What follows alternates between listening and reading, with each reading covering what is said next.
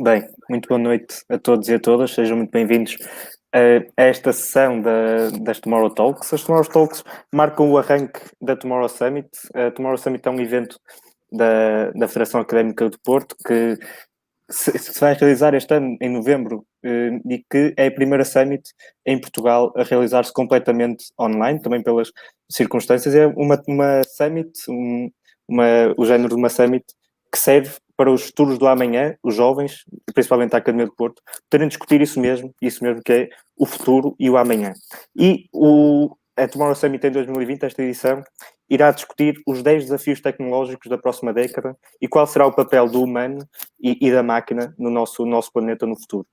E nesta sessão das Tomorrow Talks temos connosco o Dr. Vítor Pereira, uma sessão totalmente dedicada às Smart Cities, este tema das Smart Cities, e fazendo uma breve introdução a quem é o Dr. Vítor Pereira, vou ler, porque tenho aqui a minha cábula.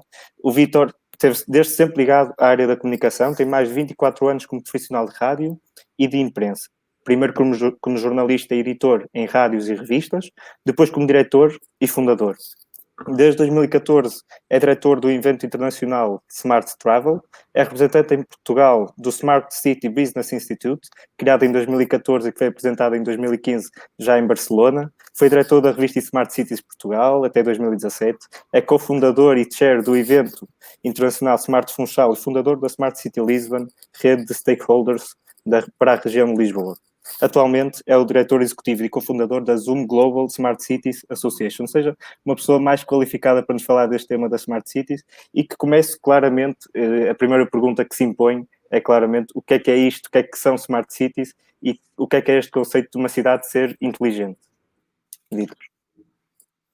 Olá, João. Olá a todos. Obrigado à Tomorrow Summit e à Federação Académica do Porto pelo amável convite que me fizeram e também dar-vos os parabéns pela organização e pela excelente iniciativa de trazer ao diálogo e ao debate tópicos tão humanos como estes que, sobretudo nesta fase da humanidade, não é? E aqui a pergunta que me fazes é a pergunta que toda a gente faz e eu continuo a dizer eu não sei, não percebo bem este conceito. As pessoas convidam para falar de Smart Cities e eu falo de tudo menos de Smart Cities. Falo de City Nights, por exemplo. Estás a ver? A cidade e a noite e o vibe e a vibração da vida que a cidade tem e os arrepios que nos provoca para o bem e para o mal é o que faz uma cidade.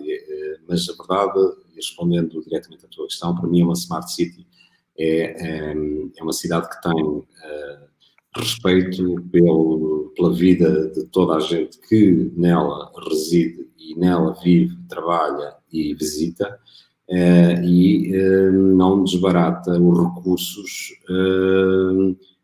de uma forma não ética, ou seja, tem que ter muita responsabilidade em todos os investimentos, em todas as iniciativas que toma, de forma a salvaguardar que esse budget, esses orçamentos e esse dinheiro que é público, que é da cidade, que é da comunidade, não é mesmo utilizado no bem-estar dos cidadãos. Portanto, há muito que se fala da Smart City e os conceitos que nasceram da grande indústria tecnológica. Portanto, a Smart City é um tema, é um palavrão que nasceu da digitalização do mundo, das cidades, sobretudo do mundo urbano, em que foram gastos milhões de dólares e milhões de euros em projetos que não tinham uma finalidade clara de melhorar a qualidade de vida dos cidadãos, mas tão só e apenas utilizar o espaço público para benefício de corporações.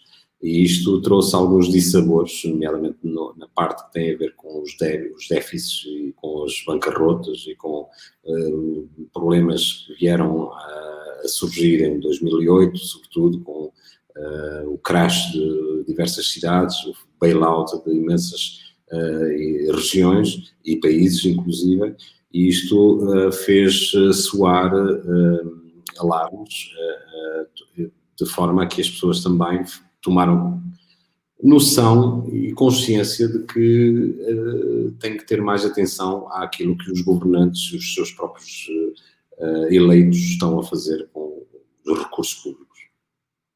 Ok, e se eu te perguntasse quais são as características que uma cidade precisa de ser para garantir esse tal bem-estar que falavas que uma Smart City tem que ter para os seus cidadãos, para quem habita nessas cidades? Depende da nossa região geográfica e de onde é que nós estamos, não é? Por exemplo, eu neste momento estou em Atenas. Aqui as necessidades de uma cidade como Atenas, com 4 milhões de habitantes, é diferente das necessidades de Lisboa, não é? E então é muito mais caótico, é muito mais complexo, é muito mais urgente resolver problemas relacionados com as utilities, com a gestão de tráfego, de mobilidade, de resíduos, já abastecimento de água, energias, do que gerir outras coisas. Mas, por exemplo, se compararmos uma grande cidade, uma grande metrópole com uma pequena cidade do interior, ou mesmo até no litoral, estamos a falar de 250 mil habitantes ou 300 mil habitantes, como tem o Porto, com uma cidade de 4 milhões de habitantes, como há na China, as diferenças são abismais, não é? Então aí as necessidades são completamente diferentes. Por isso é que quando nós estamos a falar de Smart Cities, houve uma tentativa de fazer, ainda há essa tentativa, é uma tendência natural da própria indústria, lançam um serviço, lançam um produto e depois querem replicar esse produto por todo o mercado, não é? Então tem que encaixar, e não importa se precisa ou não, mas a verdade é que tem que encaixar em todas as cidades, porque é um standard, não é? Se fosse um standard. Então, as cidades não são todas iguais, não têm todos os mesmos problemas. Por isso é que a indústria ainda não percebeu que a Smart City já era.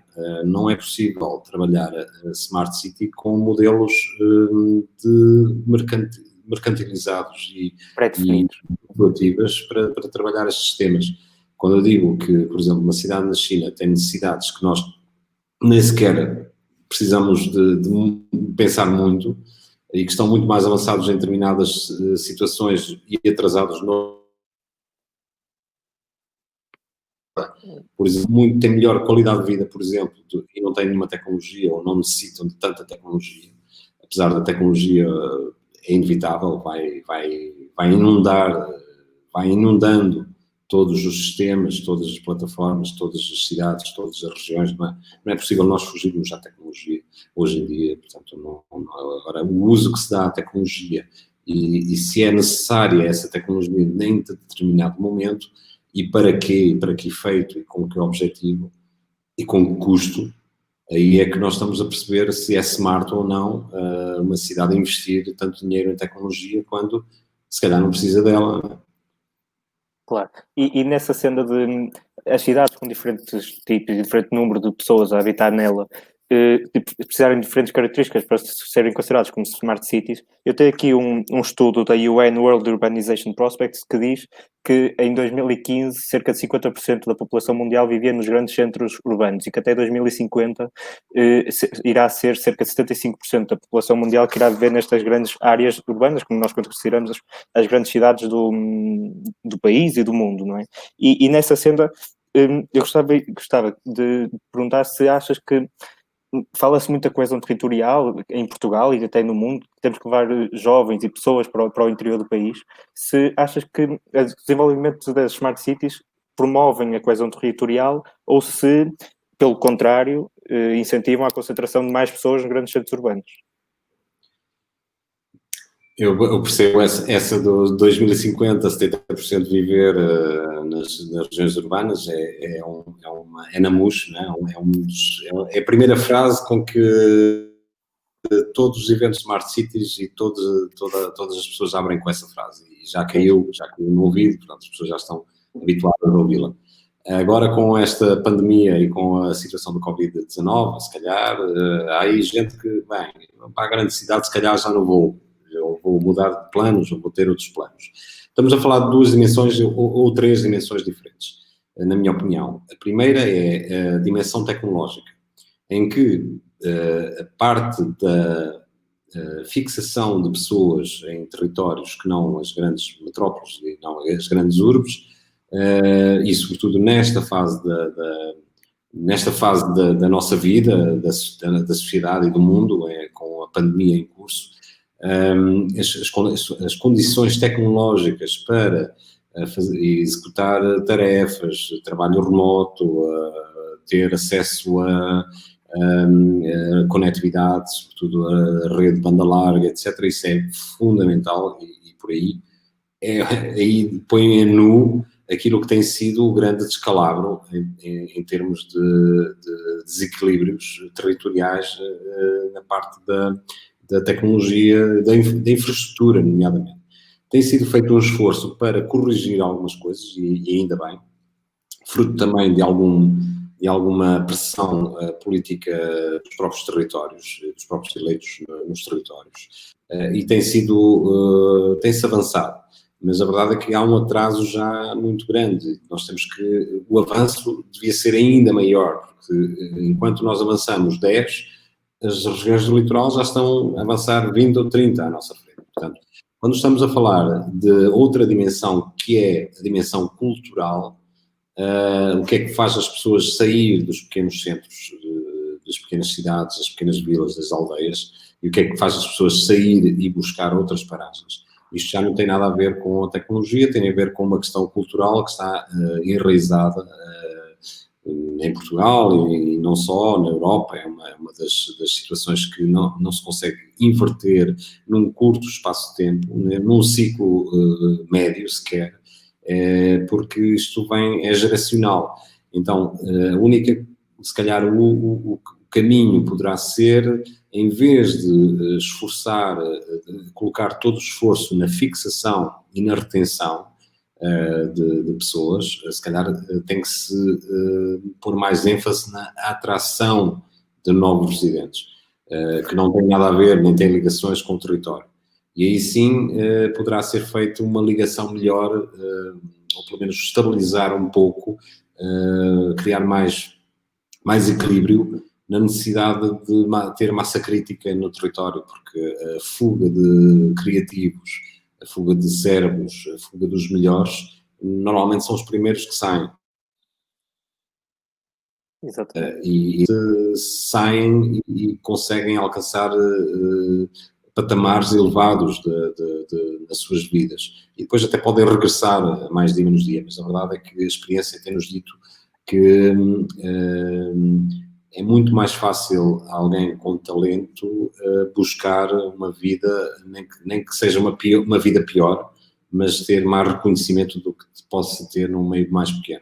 Esta questão cultural é diferente da questão tecnológica, por isso é que tem que haver análise bidimensional, ou aliás multidimensional, do que é a vida na cidade pequena, o que é a vida na cidade grande. E analisar todos estes aspectos implica algum trabalho, algum esforço, implica uma introspeção, inclusive, porque isto também não é fácil assumir estes dilemas dentro da própria casa, não é? Em casa de ferreiro, espeto de pau, normalmente é assim que se diz. Portanto, convém sempre ter uma análise crítica, por colocar-se fora da esfera local e observar tudo o que está em andamento no território. E a partir daí conseguimos visualizar estas questões, nomeadamente, sobretudo estas questões que têm a ver com os fluxos, com a circulação de pessoas e o êxodos que continuam a afligir hoje em dia, sobretudo a Europa, mas não só. Há casos, por exemplo, na Malásia, são as chamadas shrinking cities. São cidades que estão a encolher. O Japão é outro país com um problema gravíssimo em termos de envelhecimento populacional e demográfico. Sim. A própria China, no meio rural, tem encontrado problemas, desequilíbrios, e isto são fenómenos que não se conseguem inverter de um dia para o outro, porque a atração da grande cidade, da grande metrópole é muito grande. Primeiro primeiro por aquilo que é o sentimento novo da aventura, não é? E depois também as oportunidades, ou seja, há mais chances de correr bem, apesar de correr quase sempre mal. E os graves problemas que nós estamos a ter é a pressão nos subúrbios, nas grandes cidades, nas grandes metrópoles, portanto, em que as condições de vida são péssimas, não é? E depois também é o anonimato. É alguém não ser perseguido, seja por tendências que tenha de vida privada, como de gostos pessoais, seja em qualquer tipo. E isto fez crescer cidades que são hoje símbolos de tolerância, de abertura, de avanço civilizacional. E é, no fundo, isto que faz avançar o mundo e faz avançar a humanidade. É quando as pessoas que têm algumas características especiais se juntam em sítios que são decrépitos até. O exemplo de Amsterdão, não é? Amsterdão hoje em dia é uma cidade brutal em todos os aspectos, é fantástico, toda a gente põe Amsterdão no escaparate, não é? No top de smart cities, top de destino, top de tudo. E sempre foi, na verdade é uma cidade que fundou o capitalismo, ou pelo menos está na base de muito daquilo que é o nosso sistema financeiro, etc. Mas Amsterdão há 10 anos ou há 12 anos, ninguém podia dizer que Amsterdão era fantástico, porque era muito underground, não é? Tinha todas estas questões relacionadas com o consumo de drogas, tinha todas as situações relacionadas com a prostituição, a festa, não é? A diversão. Sim. Ou seja, não era um bom exemplo, não era uma coisa que se pudesse. As cidades não queriam muito imitar esse caminho. Mas a verdade é que neste momento acabam por colocar como um dos grandes exemplos de abertura, de tolerância, de inovação em todos os aspectos. Porquê? Porque chama pessoas com capacidade diferentes capacidades. Não digo que sejam melhores, mas são certamente mais empreendedores, mais que arriscam mais. Não te esqueças, para sair, mudar de vida, este impulso de mudar de vida, e nós os portugueses sabemos bem o que é isso, porque tivemos que sair e mudar de vida no século XVI, com os descobrimentos, com uma série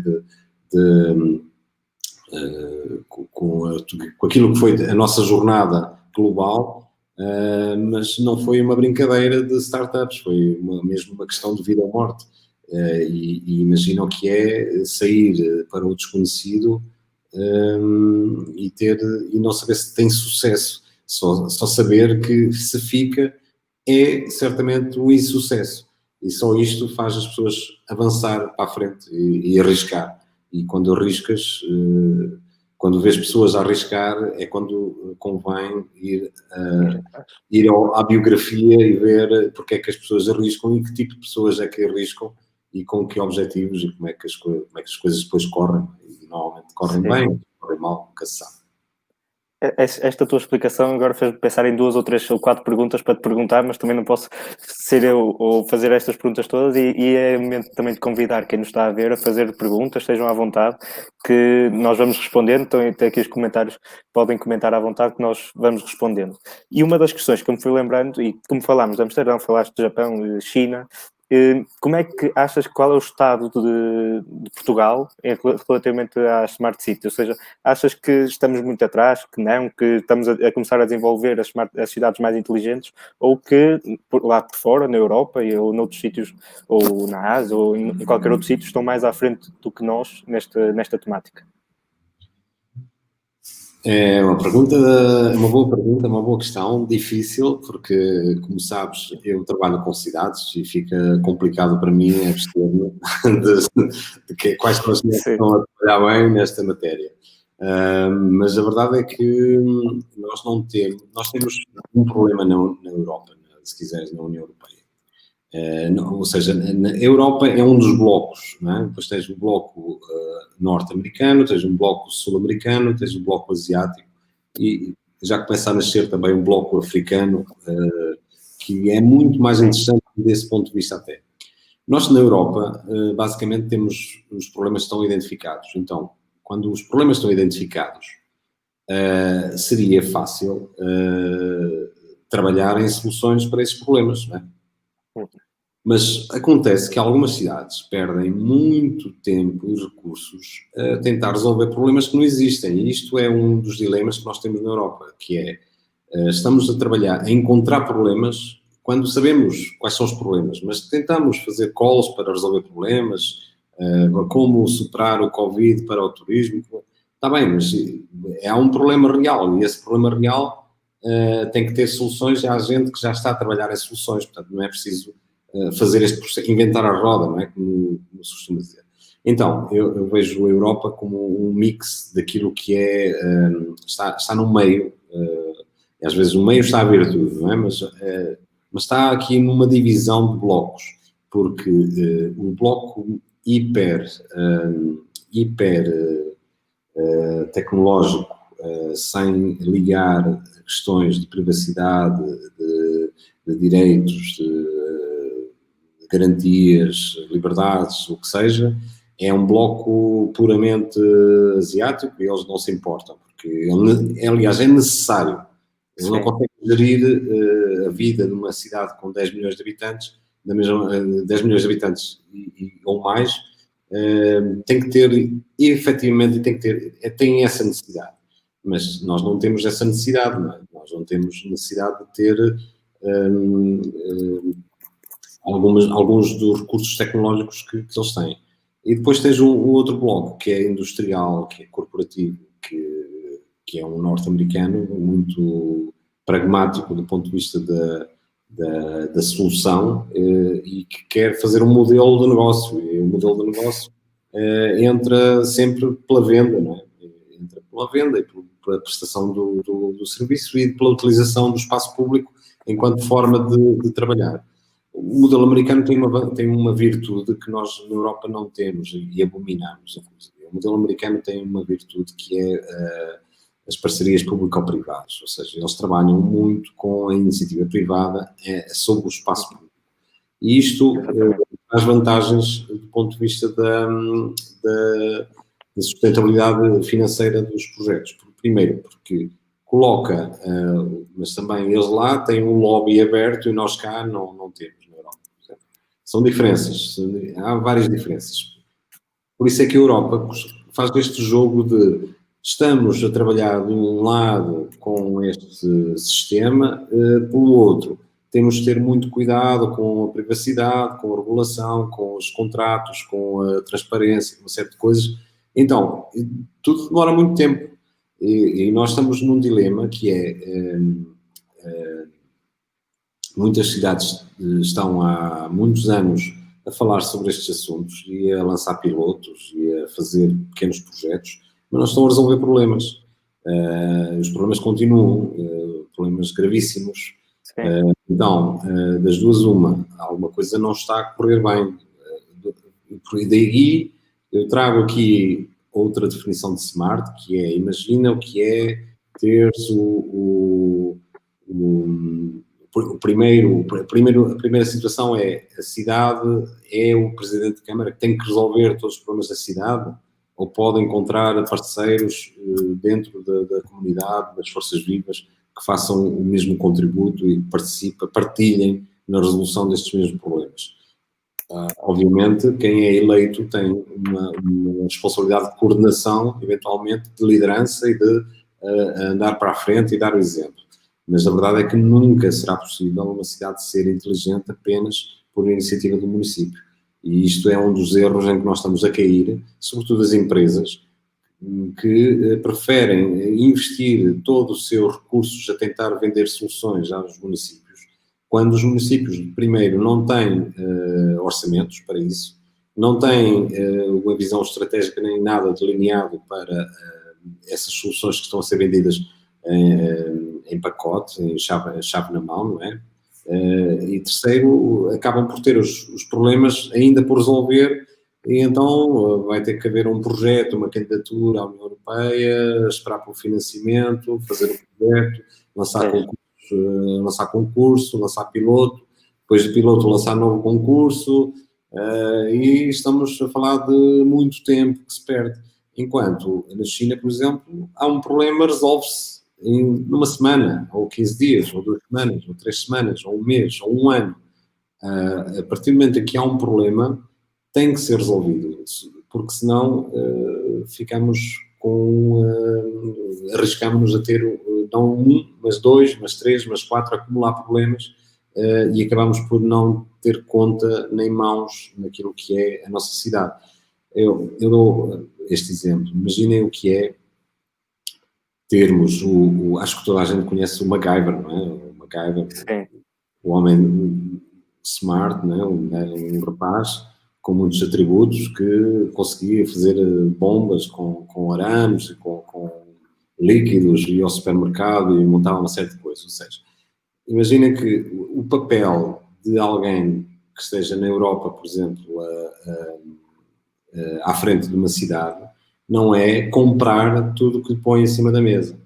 É primeiro ver o que tem em casa, verificar se há empresas dentro da própria localidade que consigam suprimir ou ajudar a resolver estes problemas, encontrar primeiro dentro da própria estrutura técnicos muito valiosos, gente com muita capacidade, que está a resolver problemas do dia-a-dia, a ligar fios, a ligar pontas, hoje em dia. Porquê? Porque as coisas estão a cair, então tem que se resolver.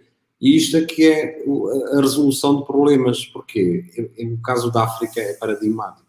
Quando não temos, quando temos realmente problemas, é quando nasce a inovação e quando nasce o desenrasque, não é? Aquilo que é preciso fazer para resolver esse problema.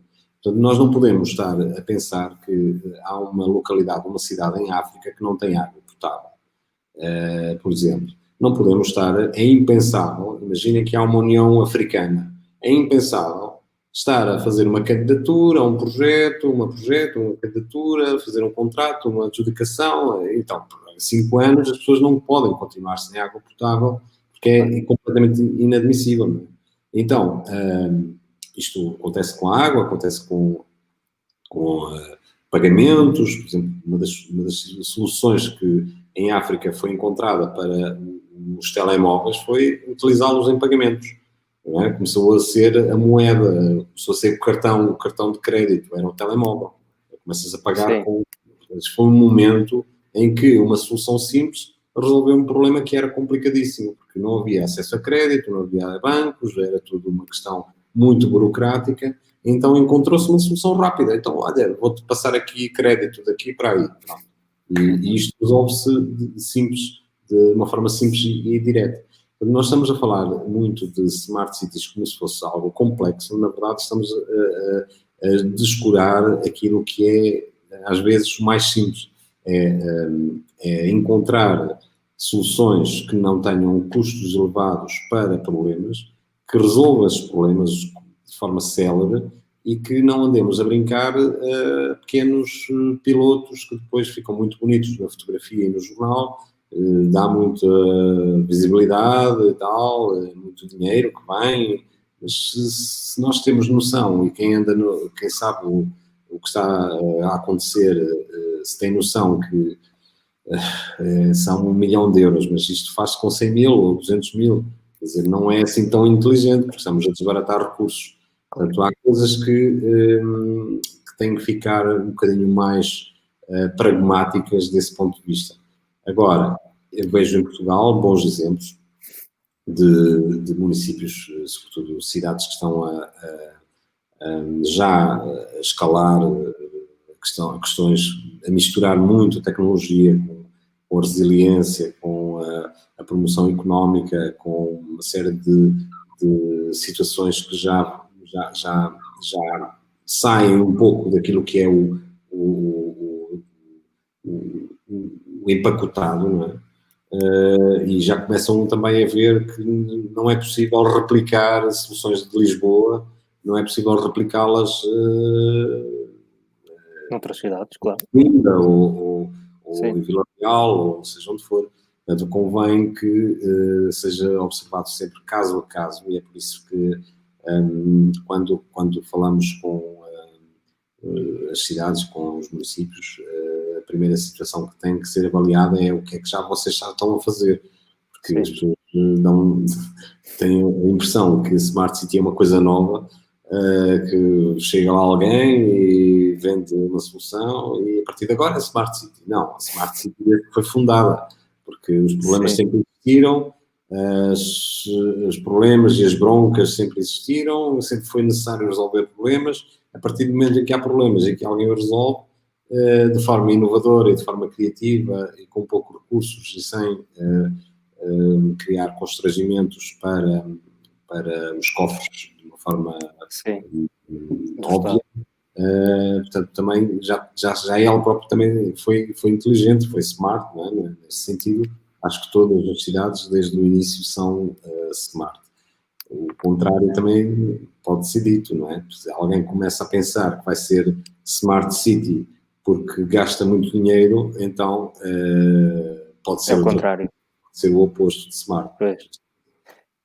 Há aqui uma questão que tu falaste agora, no caso da Ásia, onde acontece muito, que é a recolha e tratamento de dados pessoais e que agora se fala muito, ou já se começou a falar quando foi a criação do RGPD e agora se fala muito com a questão da Covid-19, que é, durante este processo todo, poderá implicar que as pessoas percam um bocado da sua privacidade para que a própria cidade se torne mais smart, mais inteligente?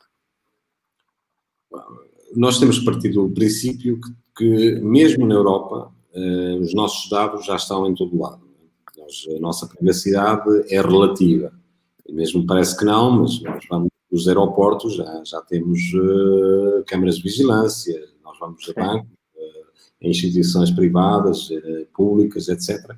Nós já estamos a ser vigiados e os nossos dados, a nossa cara, tudo aquilo que somos, de uma forma ou de outra, já está a ser identificado e partilhado. Não é? E se as pessoas não tiverem cuidados, também conseguem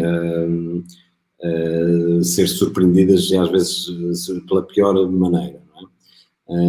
Portanto, é preciso ter alguns cuidados na questão dos dados quando se fala da privacidade e da garantia de liberdades fora da Europa, como se a Europa não tivesse acesso a dados já e não os utilizasse.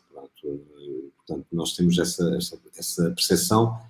Agora, como é óbvio, quando as coisas funcionam, e estamos a falar de culturas totalmente diferentes, regimes totalmente diferentes, estamos a falar de países que têm sensibilidades para a privacidade e para os dados e para as liberdades individuais totalmente opostas e diferentes, mas tem havido pontos. E tem havido pontos e tem havido cruzamentos. E agora com o Covid isto tornou-se ainda mais óbvio. E nós temos que pensar seriamente, e é aqui que os responsáveis políticos teriam que fazer um exercício sobre o caminho a seguir, porque, apesar de tudo, acho que ninguém quer voltar a viver num regime totalitário. Acho que ninguém quer voltar a viver sem ter mínimo de garantias de liberdades, de movimentos. Portanto, há aqui uma série de situações que não são fáceis de escrutinar já perante este momento em que vivemos. Porque pode haver uma suspensão temporária e depois retomar um processo de autorizações e de dinâmicas que possam evoluir noutros sentidos. Mas eu dou-te o exemplo de tecnologia que está a ser já utilizada há mais de 4 anos, há pelo menos 5 anos, de reconhecimento facial e na China, em que é usada para tudo, para recolher nas autoestradas, nas cantinas, nas empresas, nas escolas. Estamos a falar de escolas com crianças, de pré-escolar. Portanto, não há nenhuma garantia de proteção de imagem de crianças, porque as crianças passam e são reconhecidas e têm uma conta e vai ligar ao WeChat deles e desconta imediatamente quando vão comer à cantina, desconta com o que eles fazem compras e o pai recebe um alerta imediato se ele comprou alguma coisa fora de... É mais ou menos um sistema que nós temos também aqui em Portugal, mas que Então, funciona um bocadinho mais arcaico, não é? Por um cartão, uma série de situações. Ele já é pelo próprio reconhecimento facial que consegue fazer isso tudo. E os pais, obviamente, que querem que seja tudo mais facilitado e que as coisas se processem de uma forma mais célere e mais rápida, porque não há tempo a perder. Então abdicam um pouco dessas liberdades porque também nunca estiveram, não é?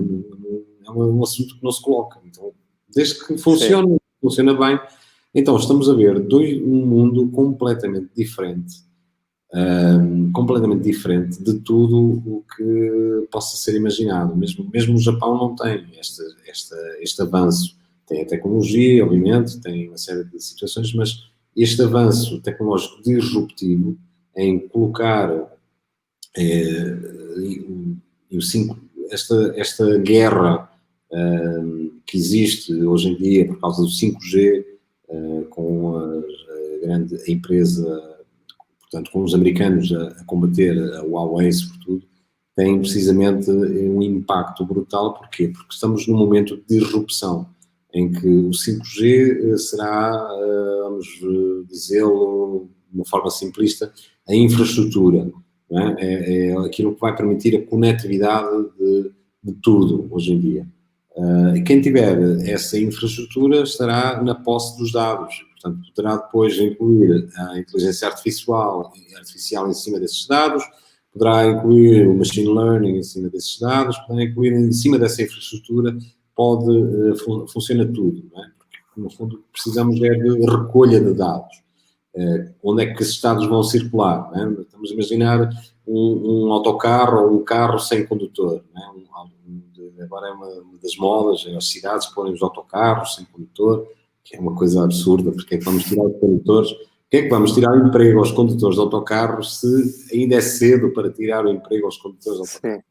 Ainda é cedo, ainda há muitos condutores de autocarros que podem fazer esse trabalho, abrir a porta à velhinha, à senhora idosa, esperar um pouquinho, porque sabe que àquela hora ela vem de muletas ou vem de cadeira de rodas.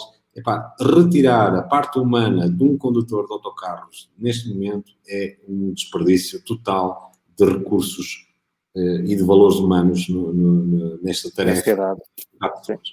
Mas eu ia dizer, mas mesmo assim, os carros autónomos são uma tecnologia disruptiva. Então necessitam de elevado poder de conectividade, de transmissão de dados entre objetos, entre redes. Portanto, é preciso uma rede forte, rápida, com pouca latência, para evitar acidentes, para evitar constrangimentos e problemas graves na circulação. E então esta base é onde tudo vai cair. Quem fala dos carros autónomos, estamos a falar, por exemplo, da transmissão de dados dos mídia, por exemplo, ou das redes de internet, em que tudo é quase instantâneo, sem latências, como se fosse imediato. Isto são os exemplos mais óbvios, mas não esqueçamos que a grande vantagem do 5G não é a velocidade. A grande vantagem do 5G é a sua flexibilidade de estar nos objetos que não necessitam de velocidade, portanto, na recolha de dados que não necessitam de tanta velocidade, como e estamos a falar da Internet of Things, portanto, de objetos e sensores, da sensorização, e, no fundo, a transmissão desses dados depois para a nuvem e o processamento dos dados para a tomada de decisões. Quando a China está avançadíssima nesta área, porque é uma área que eles têm que estar avançadíssimos, porque é o prato do dia deles, não é? Eu visitei uma empresa que está a trabalhar a inteligência artificial em vigilância, em câmaras em CCTV. Portanto, já neste momento já é uma tecnologia que está nas escolas a ser testada com sensores de impulsos cerebrais para verificar se os alunos estão focados ou não. Imagina a pressão destas crianças com 8 anos com um sensor tipo Guerra das Estrelas, estás a ver? Sim. Em que a luz verde diz que eles estão focados, a luz vermelha diz que eles estão distraídos. E isso dá alertas para os pais, há um relatório de tempo de distração, um relatório de tempo de foco, de funcionamento cerebral. Sim. É um mundo completamente novo, mas Claro. também contabiliza o número de vezes que tu bocejas, contabiliza o número de vezes que te reclinas na cadeira, contabiliza o número de vezes que tens o telemóvel na orelha. Portanto, há empresas que estão a colocar esta tecnologia nas suas próprias empresas para controle dos funcionários, e aqui já estamos a falar de produtividade, já estamos a falar de perseguições, já estamos a falar de ostracismo e de criar estigmas em determinado tipo de pessoas. Portanto, há uma série de problemas que vêm a par disto que nós na Europa não sei como é que vamos lidar com eles. Nós ainda não chegamos aqui, não é? Mas já estamos perto, muito perto. Não sei como é que vamos lidar com eles, porque acho que ainda ninguém percebeu a onda que vem aí, se começarmos a colocar toda a tecnologia que já existe e que já está em funcionamento há 4 anos, na China, por exemplo, e que estão muito mais avançados que nós. Olha, estávamos a falar antes de começar que 45 minutos passam a correr. Eu tinha aqui mais 2 questões para ti, eu acho que consigo fazer. Vamos Vamos aí. Vamos a isso. Depois, não sei se depois temos algumas questões, não me aparece aqui nenhum comentário, mas estejam à vontade também para fazer, que ainda temos um bocado de tempo. A pergunta que eu tinha para te fazer é qual é que será, ou qual é que é a importância do ensino superior e das instituições de ensino superior no desenvolvimento destas smart cities? Se são importantes, se não, até mesmo para reter os jovens no interior, como falámos há bocado da coesão territorial, e qual é que será o papel, qual é que será a importância do ensino superior neste processo todo? É fundamental, o ensino superior é o berço de tudo, não é? De revoluções, de criativos, de gente disruptiva, mais do que o conhecimento até, é mesmo a escola que forma pessoas que podem fazer a diferença. E novas lideranças, no fundo, também, que estamos a necessitar. Portanto, o ensino superior e a formação e sobretudo a formação em tecnologia tem que prestar atenção que nós também não podemos correr riscos de dizer que é tudo bom no ensino superior. Pode haver coisas que não estão a ser bem feitas, por exemplo, focando muito na programação. Vamos falar agora da questão da programação. Por exemplo, Portugal tornou-se um destino de empresas que procuram mão de obra para programadores. Não é? Ou seja, os criativos estão noutro sítio qualquer. Quem cria, quem tem as ideias, está num sítio qualquer, nas Bahamas, nas Caraíbas, na praia, no paraíso, não é? Está no topo. E depois vem aos pobres, que precisa de executar um código, precisa de programar qualquer coisa, e vem aqui aos países de outros países que têm também essa capacidade, e temos aqui gente muito boa a programar, mas falta eventualmente também uma componente que é a componente da criatividade e das ideias de onde elas nascem. E aqui é muito importante haver um cruzamento de competências nas universidades, em que as humanidades, por exemplo, os clássicos, a antropologia, a filosofia, a sociologia, tudo que é humanidades tem que se cruzar com as artes, no fundo as artes também, convém que se cruzem com as engenharias, com a programação, com as partes mais técnicas, porque senão estamos a criar robôs humanos, não é? Estamos a criar gente que só programa, não pensa em mais nada, não sei em programar. Sim. Não é mau, mas no fundo, no século em que vivemos, são os trabalhos, podem ser bem pagos, mas há muitos que também não são assim tão bem pagos como isso. Se calhar quem tem as ideias é pago 10 vezes mais. Também podemos ter isso em consideração.